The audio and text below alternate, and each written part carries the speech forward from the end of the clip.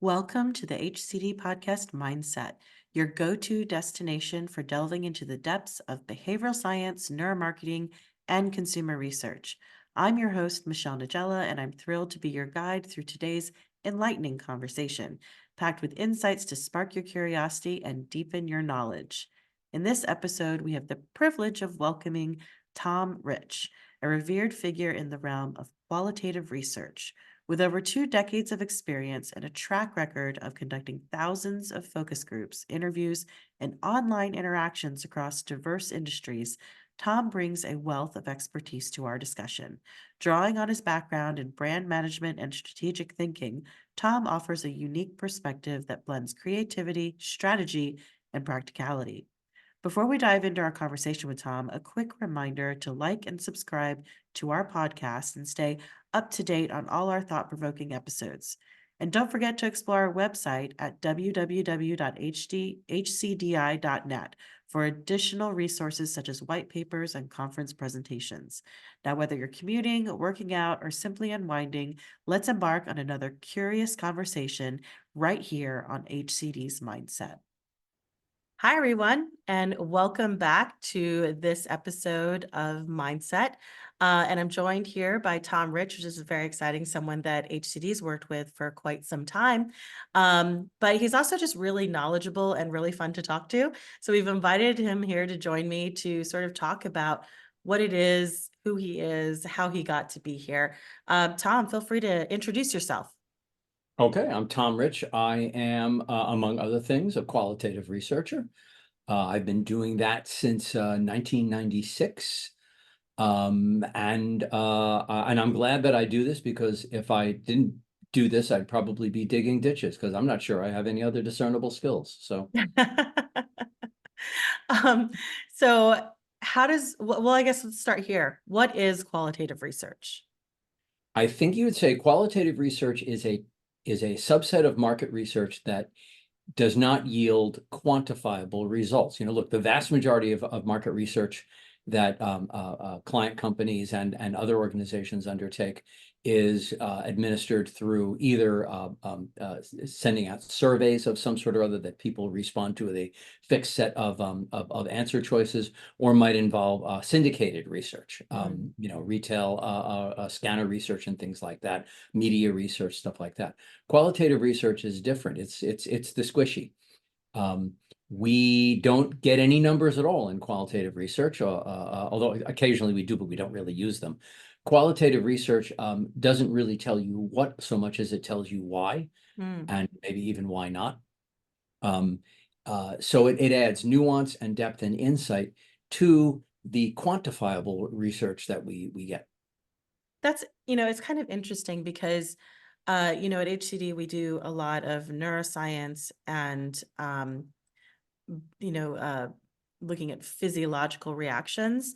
And it's interesting sometimes when we speak to a client and they ask us if the biometrics approach is qualitative. And I always am a little confused by that because in my mind, it's not, right? It's you're measuring with numbers and you're getting statistical differences and looking for significance, all of those things that are very quantitative. Um, but often they seem to think that a hard line between qualitative and quantitative is the number of people in your studies. Have you experienced anything like that? Yeah, let's put it this way. When you're looking at a market research study, one of the things you might look at to try to figure out, hey, is this qual or is it quant, is, are we talking to 14 people or are we talking to 1,500? So sure. And the other thing that I would say, and you know far more about this than I do, is that when it comes to eye tracking and biometric research and things like that, there's an enormous range of how many people might be in a study. I've seen, Right. eye tracking studies in particular that had 200 or 300 participants, and I've seen studies that I've fielded that had 6. Yeah. So, and you'll handle those studies differently as well. I think if you got an N of 200, you might be a lot more comfortable at looking at the numeric output that comes from, say, the eye tracking software or biometric analytics software than you would if if you got a really small sample. I mean, I always tell clients when we're doing, say, eye tracking, look, if we've only got a sample of 12, let's just look at the heat maps, which Mhm. come from, and maybe the gaze plots, which are, specific outputs that I can explain more if you want, out of eye tracking software. And let's not look at the numerically expressed data that we could Mm, also get because the base is so small. But if we get yeah. up into a bigger sample, particularly a sample that has been recruited, with quantitative results in mind, so we know that it's balanced and projectable and all those other things that quantitative samples should be, that we don't generally do with qualitative, you could treat the data differently, Yeah. and you could think about the research differently. Yeah, and to that point, with the quant size, when you have, hundreds or, 50 or whatever it might be larger than that 14, yes, you can do maybe more intricate numerical, analyses, right? But with the if you're just looking at that 14, to your point, you can look at some nuances, correct? Yeah, the other nice thing is when you're doing a very small sample study involving biometrics and eye tracking, you can actually look at the data at the respondent level and tell respondent level stories. So, Mm, we could say, here's Jane. When we screened her for the research, she she did not have unaided awareness of the client's brand. And then we took her through an eye tracking and GSR, which is galvanic skin response exercise. And here's what we saw. Um, After that, she reported not having noticed the client's brand on shelf, but the eye tracking and GSR data tells us that she did, and she actually had a physiological response to it. And furthermore, when we re-administered the brand awareness questions in a short little questionnaire after the research, all of a sudden she was aware of the client's brand. So you can tell these respondent level stories that, even though they're obviously not statistically projectable or anything like that, are nevertheless really insightful. yeah, absolutely. So how did you become you? How did you get into this business? Like what's your origin story? So what did you study? Let's start there. In college, I was an English major, and Okay. I accidentally minored in math, Accidentally. too. So because my mother told me I had to take freshman calculus, Okay. and I very, very reluctantly did, and I absolutely loved it completely unexpectedly. And so Wow. I just kept taking math. And so my major advisor, at the end of my sophomore year, when I had to declare my major, was looking at my transcript, and she said, you've got enough math credits to have a math minor. I'm like, Mm. okay, let's do that. Um, so Did you want to so do something particular with English? Like what? Not really. I was an English major because it was what I wanted to be. Yeah. And I will tell you that I loved being an English major. And I feel like I put what I learned um, at being an English major to use every day of my career. So Yeah. this old trope out there that, the liberal arts don't really have any practical value. I completely reject that. I mean, I don't think you have to major in liberal arts, you really don't. But I think if you do, there's enormous value there, and it certainly has been for me. I think especially when you were talking about Jane, right, who has this particular set of data from eye tracking or GSR or whatever it might be, but understanding what her journey was and describing that in a meaningful way, that seems like skills that you would get from being an English major, correct? Oh, sure. And I'll give you another anecdote. When I was a junior, I had to read Ulysses for it was a 20th century British literature. Um, and Ulysses is a really tough novel. It's by James Joyce, and Yeah. it's dense and it's ambiguous and it's really hard to figure out what's going on, let alone what it all means or anything like that. And I'm not going to lie to you and tell you I enjoyed it. I did not. And I'm not going to tell you that I read every single word of Ulysses either, although I swear to you I read most of them.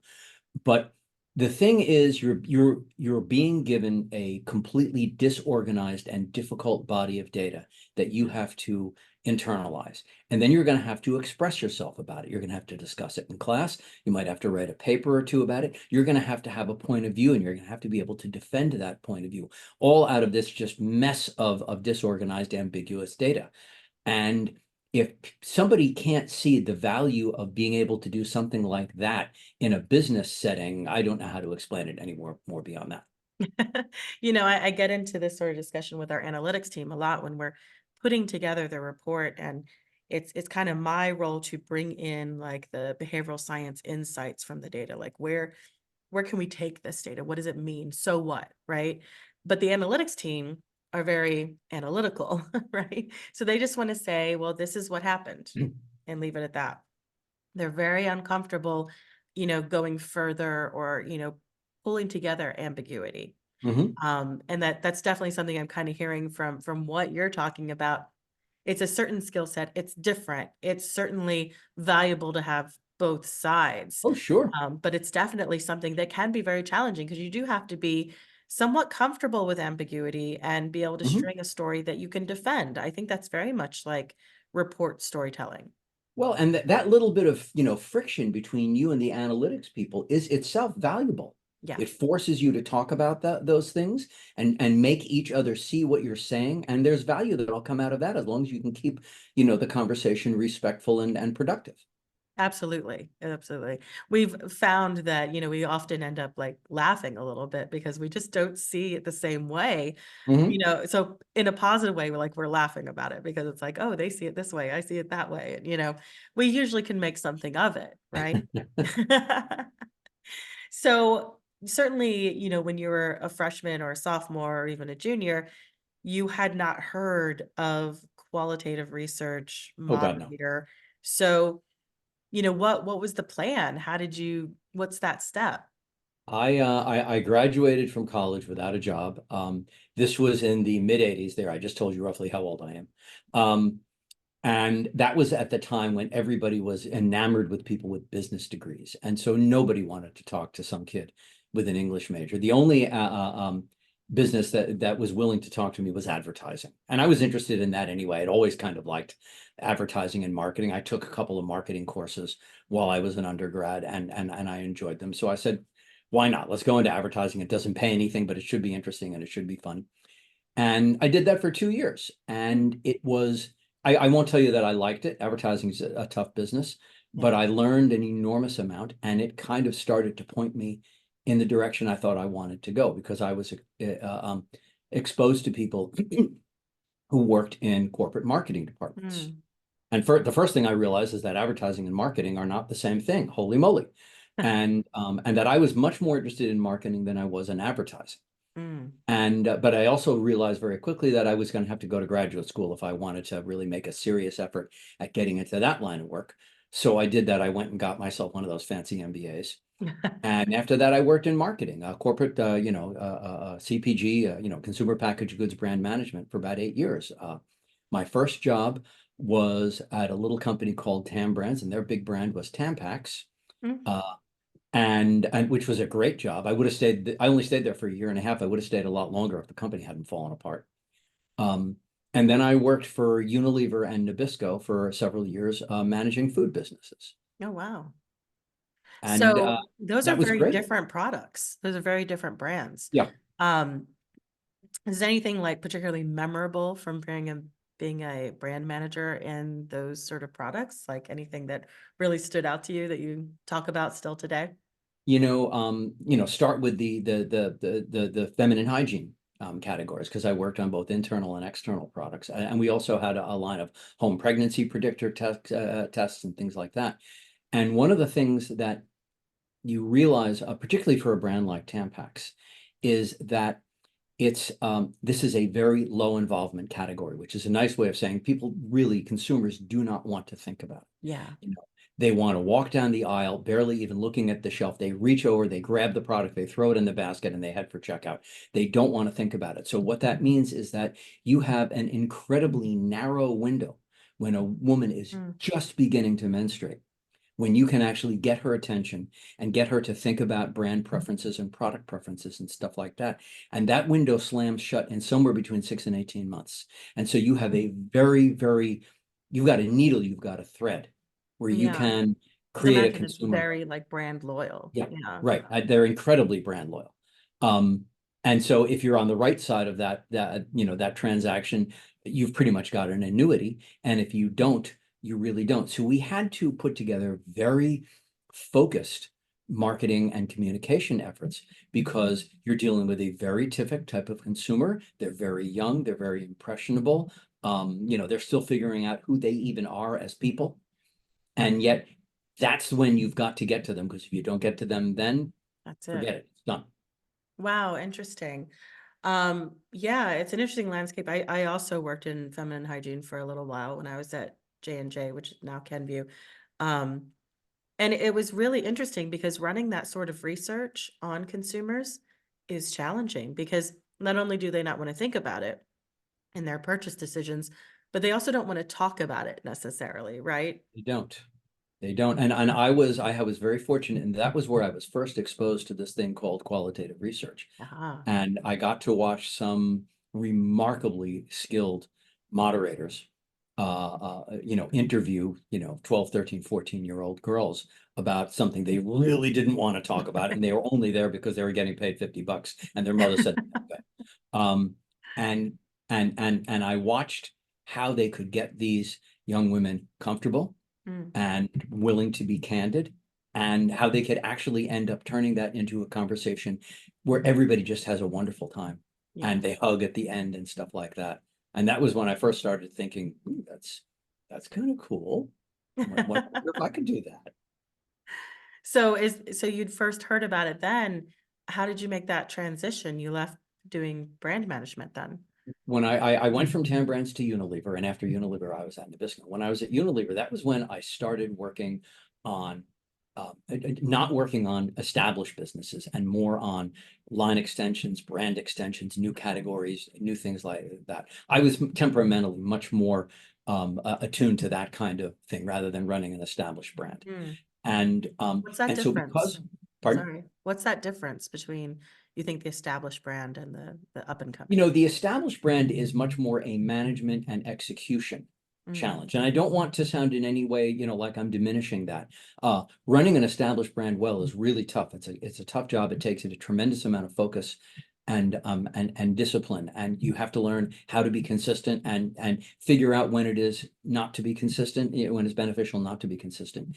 You know, New business, new brands, line extensions is much more about creative thinking, about creating something where there wasn't anything before, much more about understanding core consumer benefits and how product attributes and features can support those benefits, and then how you communicate those benefits in a meaningful way, stuff like that. yeah, So it's a much more market research intensive kind of job. sure. And a much more custom research intensive kind of job, as opposed to being reliant primarily on syndicated research and stuff like that. Hmm. And so this is when I was still at Unilever. I took the Burke beginning moderator training course focus group moderator training course, not because at that point I'm pretty sure I was thinking about actually doing that, but because I just wanted to be a better and smarter consumer of qualitative research. Yeah. Um, but once I got that, qualification, and people in the company found out, particularly people who weren't directly in my business unit, but were, working on household products and stuff like that, all of a sudden they started asking me here and there to do some focus groups or some interviews for them. Particularly like when the end of the year came around and your market Mm. research budget is completely depleted, and they would find themselves saying, to themselves something like, "Well, gee, it's Tom or nothing. I guess Tom's probably a little bit better than nothing. So let's see how he does with this." So, I'd get, somewhere between 2 and 4 small studies that I would do for my colleagues, towards the end of the marketing year.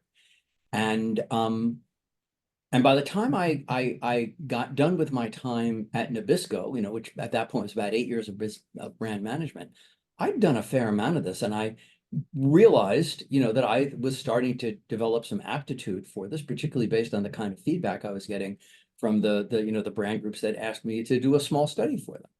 So when I got to a point where I had topped out in brand management, I'd gone as far as I wanted to go. I didn't want my boss's job. I definitely didn't want her boss's job. And the truth of the matter is, I was never going to get those jobs. Nobody in their right mind would have given me one of those jobs. I did not have the skills or the temperament for them. I'd gone as far as I was going to go. That was okay. It was time to start thinking about what I could do next. And so I said, I know a lot of people in this business. I know a lot of companies in this business. Let's give this a try. Yeah. if it doesn't work, I'll try something else. And that was 1996. And I don't know, 4 or 5 years later, I looked up and I said, I think I might be established in this business. Um, and I've been doing it, what's that, about 28 years now, that I've been doing that. And like I said, thank God, because I don't think I have any other discernible skills. So you're talking about this being really your skill set, and at one point you recognized that you seem to have an aptitude for it, right? So what is it that you recognize in yourself and in others that says, that's a really good qualitative researcher? I think one thing is curiosity. Uh, I am, I'm pretty sure, like you, interested in just about everything. Uh, I will tell you, and you can decide if you believe this or not. I have never encountered a category of goods and services that I did not find in some way interesting. Never. Right. And I remember when I was coming out of business school and I was talking to my fellow, marketing, people. My business school didn't have majors, but I'd concentrated in marketing. We all know who the marketing, interested people were. And I remember so many of them saying, well, I want to work for Nike because I'm just really passionate about, athletics or something like that. Or, Yeah. I don't want to go work for General Mills because I don't want to sell poison to kids or something. I just totally besmirched General Mills, but It's whatever. okay. And I remember thinking to myself, boy, I don't think of it that way at all. Yeah. I think Nike's business is fascinating. I think Yeah. General Mills' business is fascinating. When Yeah. some of my fellow students found out that I was going to go work for Tam Brands, they looked at me like I had completely lost my mind. Why would you want to work in that category? And I say to them, do you understand how interesting the feminine hygiene category is? The Right. challenges, the really unique challenges that it Right. offers? They didn't get it at all. But I am interested in just about everything. I really am. And I'd gotten to a point, beginning, I think, when I was an undergraduate, of really getting comfortable with squishy, ambivalent, Mm. ambiguous data and knowing how to make sense out of that. And furthermore, how to construct, as you alluded to before, some kind of a cohesive story between the qualitative data and the quantitative data that could really lead to things like insights. Hmm. That's interesting. It's something that I think we really like at HCD when you talk to people who have worked at HCD for a long time. It's the variety as well. So, if you work at Mars or you work at, if you're a brand manager for a particular brand at, if you're at Nabisco or whatever it is, you're only doing that one type of product. You're only doing this food. You're only Yeah. doing this, that. But from where we're standing, every day is different, right? So today Hmm. you're doing Tampax, tomorrow you're doing, chocolate bars, and the next day you're doing baby care, right? So Oh, like, yeah. yeah. Qualitative research engagements last anywhere from 3 weeks to maybe at the outside 4 months. Although occasionally you could get some kind of really long-term engagement, but that's definitely the exception, not the rule. And so for someone with as short an attention span as I have, moving from one thing to the next, really works for me. And it also gives us the opportunity to continually be applying insights and learnings and skills learned in one area to something that is seemingly completely different and unrelated, Yeah. and realizing, oh, hey, how consumers, select among mortgages has an awful lot to do with what they think about autoimmune drugs. Mhm. Mhm. Absolutely. So when it comes to, a new project that you're dealing with, how do you approach the design of a qualitative research study? I have two principles that I follow quite rigorously. The first principle is that the research objectives are your North Star. Mm. The second principle is that the research objectives are your North Star. Um, Everything comes from the research objectives. That's why clients call you and me to do something for them, because they've got something about their business they need to know, or a decision they need to make, or an action they need to take, or something like that. They've got some kind of business issue.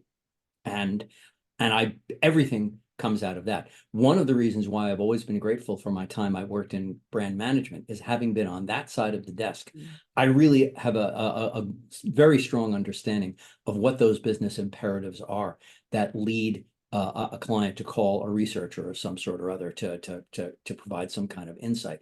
And I've also got a pretty good sense as to what an actionable insight is, because I've had the experience of reading a quant research report or going home from 2 days of focus groups and actually having to do something with what I learned. Yeah. So everything comes from those objectives.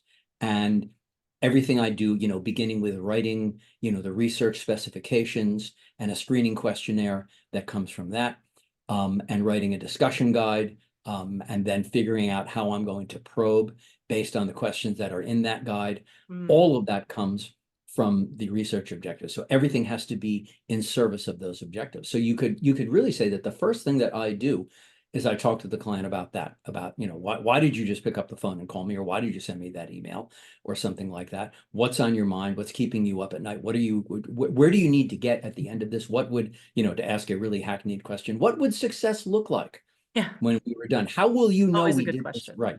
It's been asked far too many times, but the reason for that is because it's a really good question. Yeah.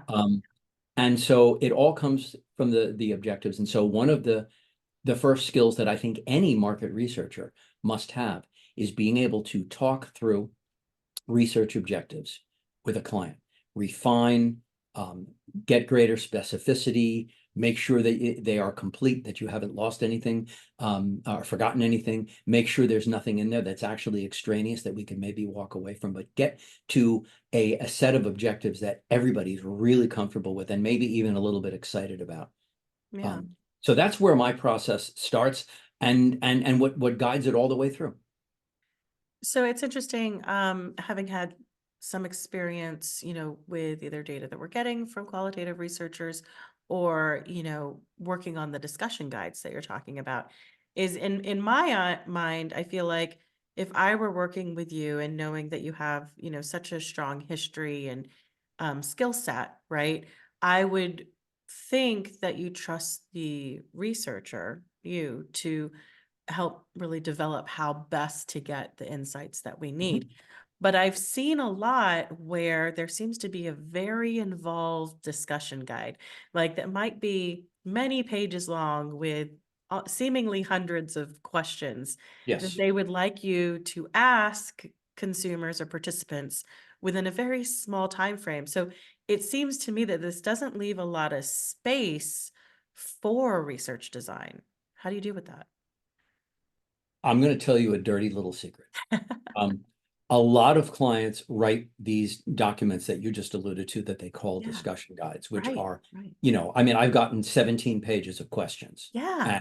and I don't say this to a client because there nothing good will come of making this observation, but that's not a discussion guide. It's the No. third degree. It's just a list of questions, but Yeah, it's okay because all of their thinking and all of their imperatives and all of their hopes and their fears are buried in that guide, yeah. or that document, I should say. And so I really take it to heart, and I value that document tremendously. Mm, But I don't, as a moderator, actually use it when yeah. I am conducting research. You There's the dirty can't little secret. ask all those questions, and Um, you can't word them the way that they're worded, right. for sure, right? I sometimes I will actually go to the trouble of creating my own document, which I usually don't share with the Mhm. client because there's no reason to antagonize them, and Yeah, it's not necessary. Sometimes I don't really need to. I can just make enough notes of my own within the document the client has given me that I've got a discussion structured, and I know how to do what I need to do. I've been doing this for so long. I really know how to do it, and a certain amount of it, to be honest, is intuitive at this point. Um, sure. so and so, if I wanted to put it kind of blithely, I would say, the client gives me this thing they call discussion guide, and when I'm actually interviewing or moderating, I kind of ignore it. Um, but I'm only able to ignore it because I really haven't ignored it when I Yeah. need to really pay close attention to it. And I will tell you that in nearly 28 years of doing this, I have never, ever once, not once, had anybody say to me, you never really actually used the discussion guide, did you? You missed Not question once. 3. Right. Yeah. Yeah, you missed. Yeah. Now, listen, there are certain questions in most, of these documents that really do need to be asked, and they might even need to be asked with precisely the wording on the Mhm. page. That's fine. I highlight that in yellow. I make sure I get to it. But otherwise, no. I mean, look, what you really want to do is you want to have a nice, schmoozy discussion among new friends. You Right. want to let things come up when they do. And when they come up, that's when you dig into them. And so things can come up organically and naturally. And it's a really nice, enjoyable conversation, rather than interrogation. Yeah. Yeah, absolutely. And it must be a challenge, but you're multitasking when you're doing this, right? You're trying to Yes. keep certain notes, you're trying to be empathetic and really, have it be conversational and authentic, right? Because Mhm. you don't want the person to feel like you're interrogating them with 17 pages worth of questions. So what are some of the tricks or tools? You don't have to say the tricks, but like the tools, I guess, to make sure that you haven't forgotten something. Well, first of all, just to back up a little bit, yes, there's a huge amount of things that are going on between your ears when you're conducting research. Um, but the thing is, you have to make it look completely different from that. You Right. have to make it look easy. Like I said, it's got to just look like a nice, easy, schmoozy little conversation. Oh, nothing really much going on here. A nice, just us chickens kind of vibe between you and the participants. Yeah. Um, but it's kind of the analogy of the swan, where the swan is gliding along beautifully on the water, and what you don't see is beneath the water